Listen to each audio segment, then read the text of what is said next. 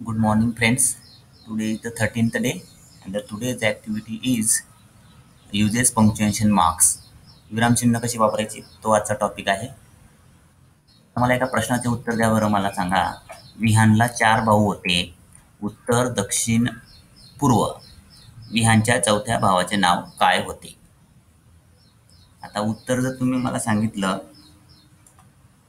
पश्चिम, ते उत्तर रॉंग आहे. उत्तर आहे काय. कारण की प्रश्न तुम्ही जर नीट बघितला तर तुम्हाला लक्षात येईल की विहानच्या चौथ्या भावाचे नाव काय होते. आता होते नंतर प्रश्नचिन्ह थोडी आहे, फुल स्टॉप आहे ना, म्हणजे ती माहिती सांगितलेली आहे की त्याच्या चौथ्या भावाचे नाव काय होते. आता तुम्हाला लक्षात आलंच असेल की what is the power of use of punctuation mark, म्हणजे विरामचिन्हाचं किती महत्त्व आहे तुम्हाला या उदाहरणावरून लक्षात आलंच असेल. ठीक आहे. नेक्स्ट, आता what is punctuation? It is a set of mark or sign in English and that we uses for pauses and stop in text. म्हणजे वाक्य वाचताना कुठं थांबायचं, कुठं पॉज द्यायचा, कुठं जास्त थांबायचं, याच्यासाठी आपण ते वापरतो. त्या चिन्हांना म्हणायचं विरामचिन्ह, पंक्च्युएशन मार्क. मग हे का गरजेचं आहे बरं? तर मला सांगा, स्पीकिंगमध्ये जेव्हा आपण बोलत असतो बरोबर, तर we add pause and stop directly. म्हणजे आपण बोलताना कुठं थांबतो, कुठं कुठं प्रश्न पण करतो.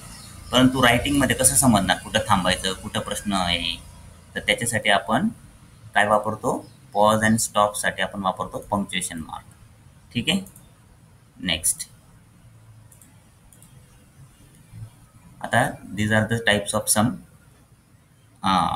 Punctuation mark. अजून भरपूर आहेत, पण तुमच्यासाठी हे पुरेसे आहेत. ठीक आहे. तर पहिला आहे फुल स्टॉप, दुसरा आहे कॉमा, तिसरा आहे सेमिकॉलॉन म्हणजे अर्धविरामचिन्ह आहे बघा. फुल स्टॉप म्हणजे पूर्णविराम, कॉमा म्हणजे स्वल्पविराम, सेमिकॉलन म्हणजे अर्धविराम, हा अर्धविराम, आणि कॉलन म्हणजे अपूर्णविराम मराठीत. ठीक आहे. नेक्स्ट, आता फुल स्टॉप कुठं द्यायचा? फुल स्टॉप म्हणजे काय?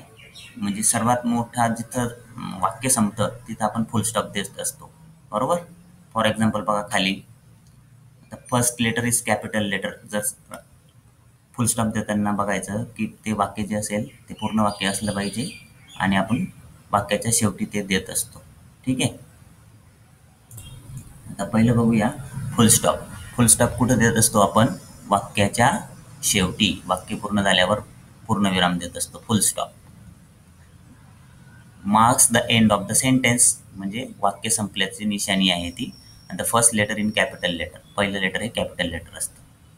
समजलं. This boy rank top in the class, या विद्यार्थ्याने 1 नंबर मिळवला आहे. आणि दुसरं आहे आज्ञार्थी वाक्य, please stop him, imperative sentence. तर इथं सुद्धा काही फुल स्टॉप आहे. ठीक आहे.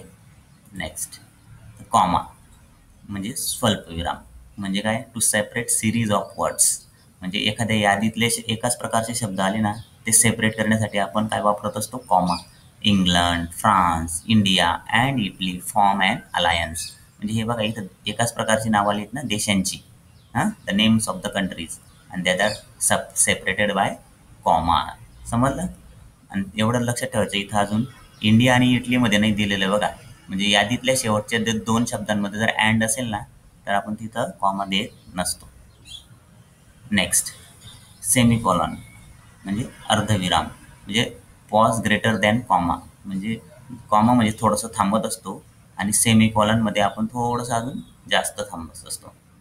उदाहरणार्थ बघा, he was a brave large hearted man and we all honoured him. म्हणजे बघा, आता इथं आपण ब्रेव आणि लार्ज हार्टेड मॅनमध्ये थोडंसं थांबलो स्वल्पविराम आहे म्हणून, परंतु इथं थोडा जास्त पॉज घ्यावा लागेल, कारण की इथं सेमिकॉलॉन आहे. म्हणजे ही 2 उपवाक्य वेगवेगळे करायची. की हे पहिलं वाक्य आहे आणि हे दुसरं वाक्य आहे आणि हे अँडने जोडलेलं आहे, म्हणून इथं थोडासा जास्त पॉज येईल, म्हणजे सेमिकॉलॉन वापरणार आपण तिथं. ठीक आहे. He was a brave and large hearted man and we all honoured him. Okay. Next is the colon म्हणजे अपूर्णविराम. Pause greater than the semicolon म्हणजे अर्धविरामापेक्षा जास्त मोठा पॉज असतो, इथं जास्त वेळ थांबायचं आहे. It's to introduce quotation. एखाद्याचं तोंडचं एखाद्या कोटेशन असलेलं महत्त्वाचं घोषवाक्य त्याच्यासाठी वापरतात. द बॉय सेज, बघा नंतर मग ते कॉलॉन आणि मग ते पुढचं जे कोटेशन असेल ते द अर्थ इज राऊंड. ठीक आहे. नेक्स्ट क्वेश्चन मार्क म्हणजे प्रश्नचिन्ह. मार्क अ डायरेक्ट क्वेश्चन म्हणजे प्रश्नार्थी वाक्यामध्ये असतं आणि एंड ऑफ द इंटरॅगेटिव्ह सेंटेन्सेस कुठं देतो आपण? शेवटी, प्रश्नाच्या शेवटी. What is wrong with you, काय झालं तुझ्यासोबत? Question mark. How are you, कसा आहेस तू? Question mark. प्रश्न आहे म्हणून तिथं क्वेश्चन मार्क. आणि शेवटचा आहे एक्सक्लेमेशन मार्क म्हणजे उद्गारवाची चिन्ह. म्हणजे एखादा यूज आफ्टर सडन इमोशन्स म्हणजे तुमचं उत्कट भावना असतील तिथं तर तुम्ही एक्सक्लेमेशन मार्क देतात. बघा, what a terrible fire is this is, बरोबर की नाही? अरे बापरे, किती भयानक आग होती ती. हे उद्गारार्थी वाक्य म्हणून तिथं शेवटी तुम्ही काय देणार? Exclamation mark. Alas he won, अरे रे रे तो जिंकला. आता इथं सुद्धा ही जी भावना आहे अलास नंतर ते उद्गारवाची चिन्ह. असं नाही की शेवटीच येईल, जसं फुल स्टॉप एकदम शेवटी होतो ना सेंटेन्सच्या, तर तसं नसतं. एक्सक्लेमेशन मार्क हे कुठं असणार? इंटरजेक्शन जिथं असतील, उद्गारवाचक जे वाक्य असेल किंवा तो शब्द असेल त्याच्यानंतर ते तुम्हाला एक्सक्लेमेशन मार्क द्यायचे. ठीक आहे. आता तुमच्या वर्कशीटमध्ये प्रश्न दिलेत ते बघूया आपण. Identify the given characters. आता हे काय आहे बरं सांगा बरं? हा कॉमा आहे, बरोबर? हा फुल स्टॉप, हा क्वेश्चन मार्क आणि हा exclamation mark. Okay. So these are the answers you have to write in the notebook. Next, use proper punctuation mark given in the sentence. In given sentence, पहिलं वाक्य what a wonderful car. आता हे बघा, हे उत्कट भावना आहे. तुम्हाला बघा नाही कार बघून तुम्ही आश्चर्यचकित झाला आहात ना, म्हणून इथं काय म्हणणार? Exclamation mark. ठीक आहे. Stay home, stay safe. आता हे आज्ञार्थी वाक्य म्हणा किंवा फुल इम्पेरेटिव्ह म्हणा, म्हणजे ते साधं वाक्य आहे, बरोबर की नाही? मग इथं आपण काय देणार? फुल stop. Next, read the given sentence with proper intonation. म्हणजे आता हे जे तुम्हाला हे वाक्य आहे ना, ते याच्यात कोणकोणते पंक्च्युएशन मार्क्स आलेले आहेत? कॉमा आणि क्वेश्चन मार्क, बरोबर? So you have to read by considering this punctuation marks. म्हणजे हे तुम्ही वाचणार कसं? व्हाय आर यू रनिंग, इथं थोडं थांबायचं आहे, कॉमा आहे, डोरेमॉन क्वेश्चन मार्क, असं, बरोबर की नाही? कसं वाचायचं? व्हाय आर यू रनिंग डोरेमॉन. ठीक आहे. सेकंड वाक्य कसं वाचणार? सेकंड वाक्यात काय आलेलं आहे? कॉमा आलेलं आहे, बरोबर की नाही? लिस्ट आली. त्याच्यामुळे तुम्ही कसं वाचायचं? थोडं पॉज देऊन वाचायचं आणि शेवटी फुल स्टॉप येतं थांबायचं. I like Apple, banana, grapes and Cadbury, बरोबर? पाठीमागची जी आहे ना, हे तुम्ही वाचून मला ऑडिओ रेकॉर्ड करून पाठवायचं आहे ग्रुपला. ठीक आहे. आता हे select suitable character for the following. आता इथं जे आहेत ना, हे चिन्ह दिलेले आहे तुम्हाला, बरोबर? तर याच हे चित्र दिलेलं आहे, त्याच्यात फुल स्टॉप लागेल का क्वेश्चन मार्क लागेल बरं? सांगा बरं. काय म्हणताय ते? Keep social distancing. This is the imperative sentence, आज्ञार्थी वाक्य, बरोबर की नाही? तर मग याला काय म्हणायचं? मग फुल स्टॉप. इथं क्वेश्चन थोडी आहे. ठीक आहे. मग काय येईल उत्तर? Full stop. This is the right answer, full stop. Next, find out the sentence using suitable punctuations and read aloud with proper intonation.